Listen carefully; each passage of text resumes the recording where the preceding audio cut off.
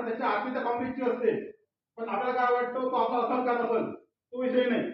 कोणी असो नसो आपली एक जबाबदारी आहे, आपण त्या व्यक्तीपर्यंत पोहोचणं जरुरी आहे. आणि सर्वात महत्वाचा विषय आहे, आपण जर युती केली तर उभाटा, शरद पवार गट, भाजप आणि आपले काँग्रेस हे चार आपले मेन मित्र पक्ष आहेत.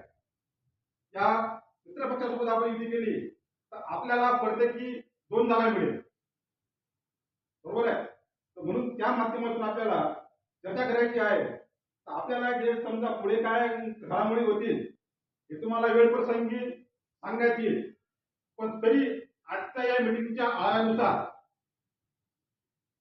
तर बरेचदा असं होते माहितीये का की आपण ज्या पक्षासोबत युती करतो त्या पक्षासोबत आपलं मित्रत्व असणं गरजेचं आहे.